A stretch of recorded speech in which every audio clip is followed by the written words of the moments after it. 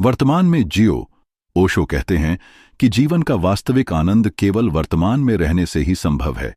अतीत की यादों और भविष्य की चिंताओं से मुक्त होकर जब हम अभी में जीते हैं, तभी जीवन के प्रति आभार का अनुभव कर सकते हैं।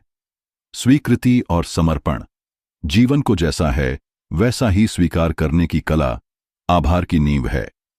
जब हम जीवन की घटनाओं को विरोध किए बिना अपनाते हैं, तो हम कृतज्ञता से भर जाते हैं। प्रकृति और अस्तित्व का सम्मान।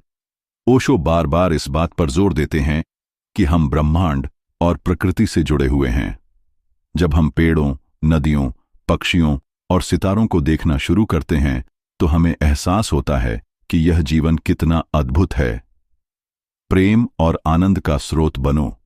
ओशो कहते हैं कि जब तक हम दूसरों से प्रेम और सुख पाने की अपेक्षा करते रहेंगे, तब तक हम कृतज्ञ नहीं हो सकते।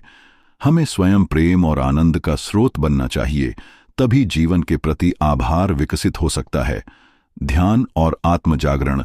ध्यान, मेडिटेशन के माध्यम से हम जीवन को गहराई से समझ सकते हैं। जब मन शांत और स्पष्ट होता है, तो हम जीवन की छोटी छोटी चीजों में भी सौंदर्य और आभार अनुभव कर सकते हैं। ओशो का संदेश।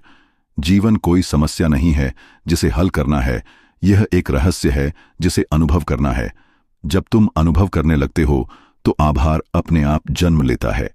ओशो हमें यह सिखाते हैं कि आभार कोई बाहरी चीज नहीं, बल्कि हमारे भीतर की एक स्थिति है।